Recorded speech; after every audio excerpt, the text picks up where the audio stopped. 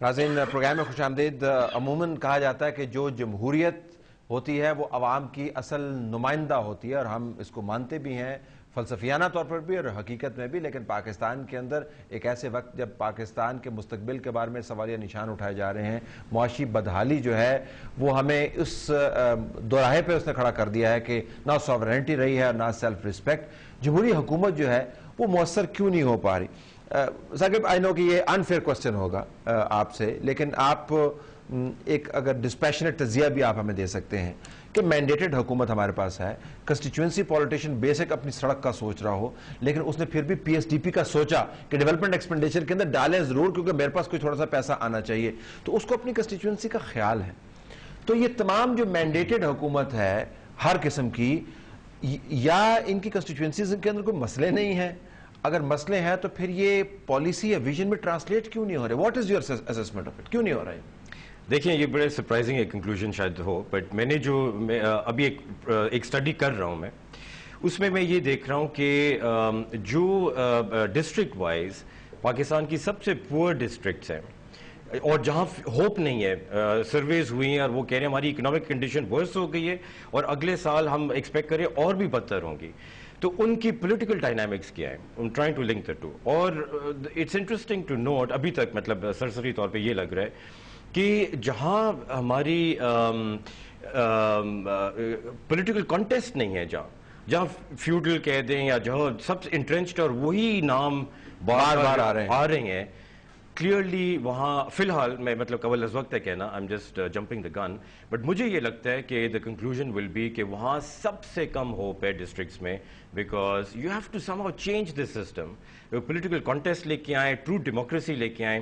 دوسرا میں آپ کو بتاؤں آن اے لارجر اسکیل، اور یہ بات ہم بار بار کر چکے ہیں، آپ لوگ بھی کر چکے ہیں، دیکھیں یہ جو حکومت ڈسپنسیشن ہے، میں اس کو ڈیموکریٹک نہیں سمجھتا۔ اگر آپ نے ڈیو پروسیس کو بلڈوز کیا، این آر او کنسٹرکٹ کیا دو وائٹ ہال اور فوگی باٹم کے ساتھ بیٹھ کے اور مشرف صاحب نے، تو اس کے تحت جو آئے گی ڈیموکریسی وہ ٹرو ڈیموکریسی نہیں ہے، ریپرزینٹیو سسٹم نہیں ہے۔ شوکت رین صاحب، لیکن نظام فی الحال یہی ہے ہمارے پاس، وقت ہمارے پاس کتنا ہے وہ تمام ریفارمز لانے کا جو ہو سکتی ہیں، ہونی چاہیے؟ ذرا ایک پروجیکشن بھی دیجیے گا بحیثیت business person, somebody who has been dealing with finance for a long time، کیا ٹائم فریم کیا ہے ہمارے پاس ریفارم کرنے کا؟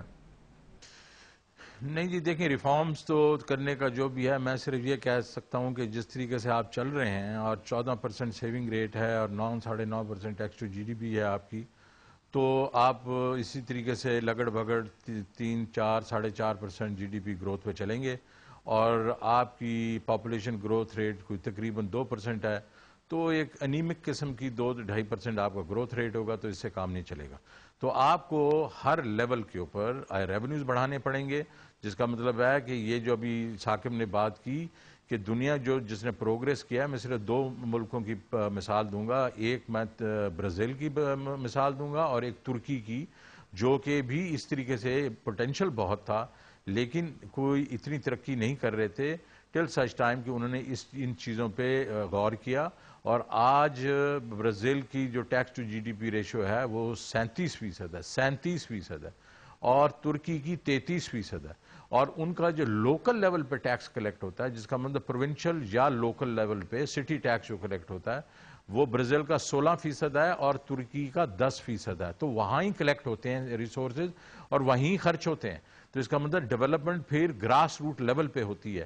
تو یہ جو ہمیں کرنا ہے نا، اس سے ہم جا ہی نہیں سکتے کسی دور، اور یہ جو ہم نے جو پچھلے کوشش کی 3-4 سال میں، جب میں 1-1.5 سال تھا، کہ tax to G D P بڑھائیں اور براڈ بیس کریں، کیونکہ آپ جو ایک بندہ ٹیکس دے رہا ہے، جس طرح مینوفیکچرنگ ہے، 65% ٹیکس جو ہیں وہ مینوفیکچرنگ سے ہی کلیکٹ ہو رہے ہیں، تو اور انڈسٹری سے، جب تک براڈ بیس نہیں کریں گے، ایکوٹی نہیں لے کے آئیں گے، فیئرنس ایشو اس میں رہے گا، نہیں ہوں گی یہ چیزیں، تو یہ ہماری اس میں پولیٹیکل انوائڈبل ہے، یہ مطلب یہ ٹائم وائم کا ایشو نہیں ہے، یہ کرنا ہی کرنا ہے۔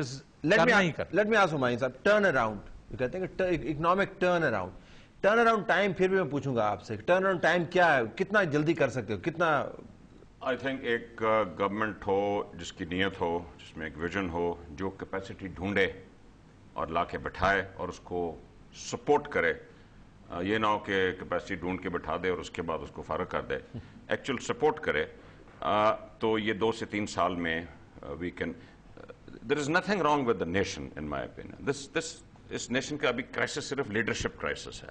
The nation, I have never seen a more resilient nation جو کہ دھماکوں کے بعد اگلے دن پھر کھڑا بھاگ رہا ہوتا ہے اپنے کام کاج میں. دوسرا جی, پروونسز کو after the new NFC award and after the 18th amendment, the provinces have to straighten up their act. ان کا ایک میجر رول ہے, یہ ابھی 0.5% کنٹریبیوٹ کرتے ہیں ٹیکس ریونیو میں, ٹیکس ٹو GDP ریشو میں 0.5%. انڈیا 6% کرتا ہے, 18% ان کا tax to GDP ratio, 6% states generate کرتے ہیں.